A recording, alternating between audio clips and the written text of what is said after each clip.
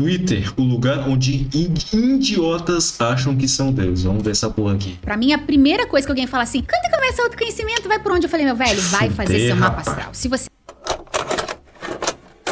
Tá, vamos lá. Por onde que eu começo isso?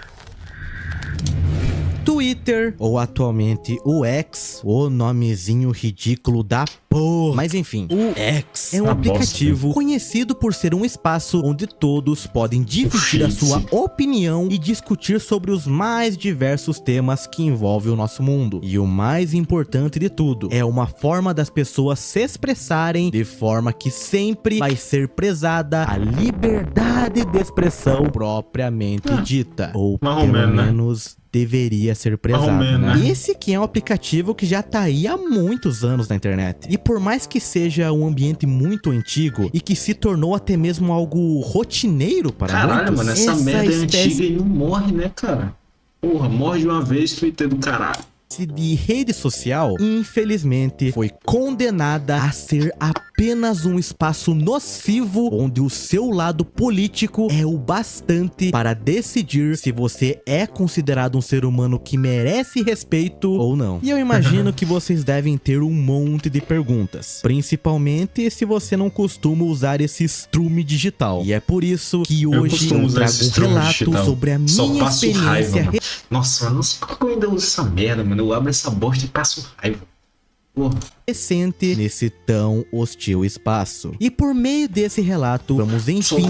Só tem gente burra falando merda. Você entra, é um idiota que acha que sabe de tudo. Aí tem uma menina lá que só fala em dar o cu. Nossa.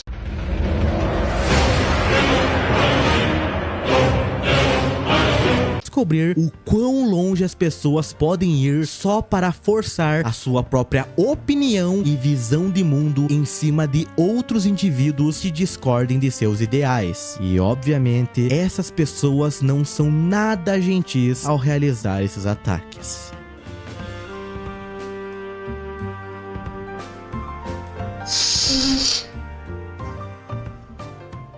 Quem acompanha o canal deve ter se deparado com esse meu vídeo aqui, onde eu comento sobre o youtuber Guilherme Oz. E nesse vídeo eu critico as suas postagens referentes à cultura woke e à lacração como um todo. E nesse vídeo eu basicamente explico que eu não concordo com diversos posicionamentos dele e o critiquei duramente por ter feito esses comentários infelizes e quando sofreu represária apagou eles sem demora. Porém, o que eu não sabia era que esse vídeo tomaria proporções que eu jamais imaginava. O meu vídeo chegou diretamente ao próprio Guioz, e após ele ter chegado diretamente a mim pelo próprio Twitter, foi aí que a minha experiência começou. Após o Guilherme Oz ter comentado sobre o meu vídeo sobre ele, eu fiquei realmente impressionado com a maturidade dele perante o assunto. O Guilherme colocou a mão no meu ombro e meteu logo um: escute com atenção, Matros. Você não tem inimigos. Ninguém tem nenhum inimigo. Então, em respeito a ele e a sua atitude madura, eu respondi e alterei o título do vídeo. E após tudo isso, a história podia ter ficado por isso mesmo. Ele, que foi o alvo, por assim dizer, me contatou diretamente e disse que não havia ressentimentos e que entendeu que não foi um ataque pessoal a ele. Mas então, eles chegaram. Aquele povo que toda a internet teme. Aqueles que, como um tipo de metamorfo, se transformam e se unem a grupos identitários dependendo da ocasião e do que mais saciar os seus gostos deturpados. Eu estou falando deles, os tão terríveis falsos moralistas do Twitter. Esse povo tão agressivo veio a se doer por um vídeo meu. Eles tinham que pegar a sua armadura de fezes para proteger o seu próprio ego, usando de argumento a luta de outra pessoa que já tinha se resolvido comigo. comigo. Os meus tweets sobre o assunto começaram a receber muitas visualizações e principalmente muitos comentários. Poxa, os meus tweets geraram mais visualizações e engajamento que o próprio vídeo que começou essa discussão. E é claro que como eu fui contra a cultura woke e os pensamentos liberais, era óbvio que os comentários que eu recebi não foram nada legais. E eu falo isso tanto me referindo a eles terem sido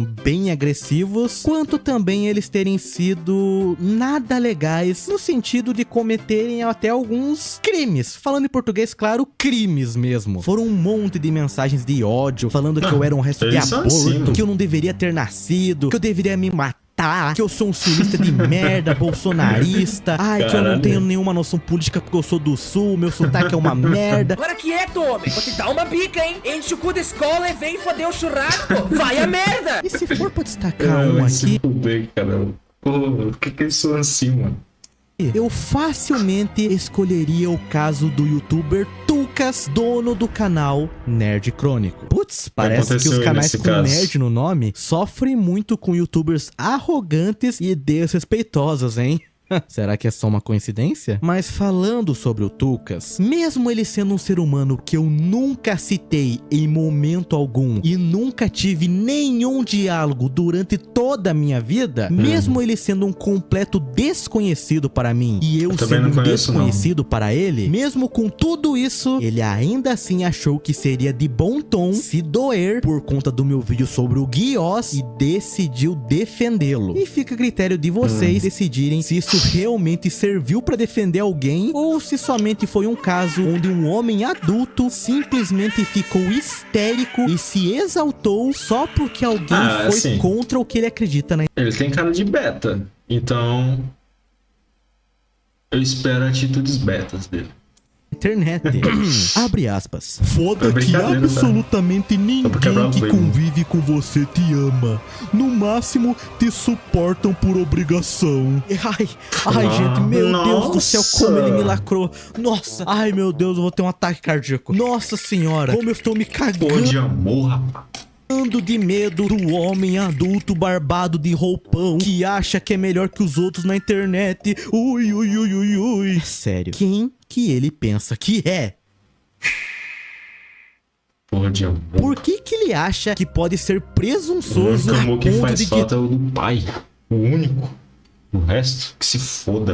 Dizer que eu sou mal amado e não tenho amor familiar apenas com base em um vídeo meu criticando outra pessoa com base em uns tweets e um aplicativo. Só pra constar, eu tenho sim uma ótima relação com a minha família, com meus parentes e amigos. E a realidade é que não existe isso de conviver por obrigação. Aposto que até mesmo uma pessoa triste como ele deve ter pessoas que o amam e prezam por ele. E eu simplesmente não posso julgar toda a pessoa do Tucas apenas com base nessas postagens. Mas por algum motivo misterioso assim, nossa, eles são o professor Xavier, tá ligado? Ele e mais um monte de idiotas bizarros acham que tem o conhecimento infinito, o olho que tudo vê e sabem da vida de todo mundo. Não, pô, e sabem o bastante. É esquerda, pô, eles sabem tudo, eles sabem o que é melhor pro mundo, sabem o que é melhor pra sua vida, eles sabem de tudo.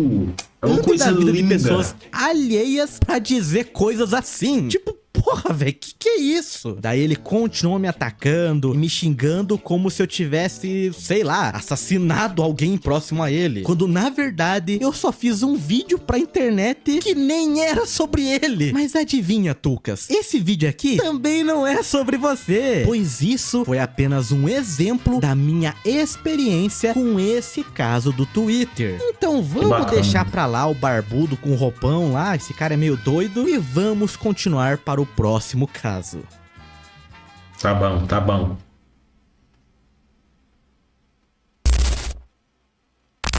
Capítulo 3, o experimento.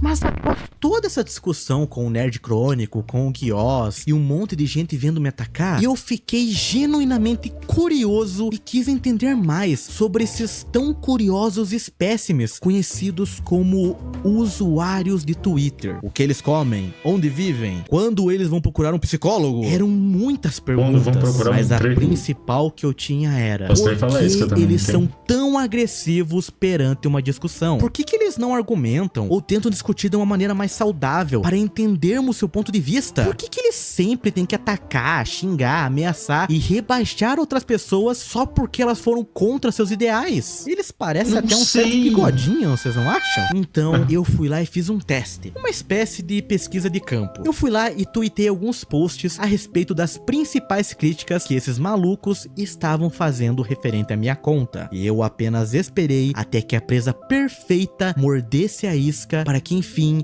eu pudesse começar a minha pesquisa. Eu não vou citar o nome ou o arroba da pessoa, eu apenas mostrarei a sua foto, que por algum motivo era um Transformer. E aqui nesse vídeo eu vou chamar ele de Espécime01. E assim eu dei início ao experimento. Ok. Vamos lá. Como é que eu posso começar isso? Marção. Projeto ANTL, experimento número 71. Cobaia é o Espécime 01. Iniciando o relatório.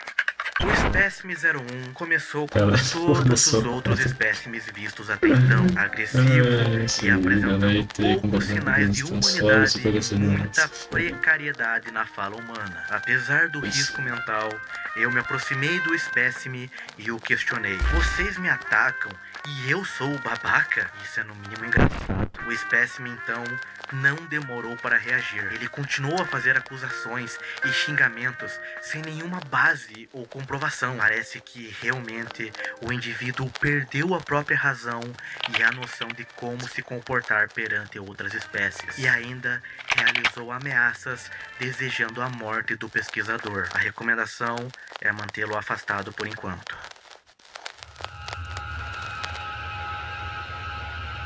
Segundo dia. Continuando o experimento, eu questionei o Espécime 01 mais uma vez, tentando encontrar uma razão em meio aos seus gritos histéricos e incompreensíveis. Porém, o espécime se reuniu com outros de sua espécie, demonstrando uma possível tese de uma consciência compartilhada, como se fosse um tipo de colmeia, por exemplo. Obviamente com uma inteligência muito inferior à de uma abelha convencional. Ao presenciarmos essa situação, tentamos transferir o experimento para um outro espécime. Porém, o Espécime 01 me perseguiu. Nossa, mano, e parece um forçou a adolescente, continuidade cara. do experimento. Deve ser, né? Dia 7. Mesmo sendo óbvio a falta de possibilidade de uma aproximação e a realização de um diálogo ambíguo, eu tentei mais uma vez compreender a frustração do espécime. E novamente, nossas suspeitas foram comprovadas. Eles são apenas uma mente coletiva que possivelmente divide o mesmo neurônio podre. E até mesmo citam Pô, o o que nome parece de é que eles são tão carentes que eles têm que ficar citando sempre amor. Ai, você não recebe amor, que não sei o que, não sei o que. Quando são eles, parece que não recebem, né? outros espécimes e Só cita defendem essa uns porra o aos tempo outros, todo. mesmo após ataques sem sentido e possivelmente criminosos. O espécime 01 começou a ficar mais agressivo. Todos no laboratório estamos com medo. Ele está usando palavras de baixo calão e abandonando qualquer possibilidade de ser considerado um sujeito civilizado. E após os ataques citados, eu até tentei encerrar a interação, mas ele demonstrou uma nova característica. O espécime 01 começou a demonstrar um tipo de vitimismo. Ele começou a selecionar as próprias memórias sobre a situação e excluir as que comprovassem suas atitudes agressivas. Ele esqueceu de diversos momentos do experimento e somente se recordou do que era conveniente a ele e o que faria parecer mais bonzinho, por assim dizer.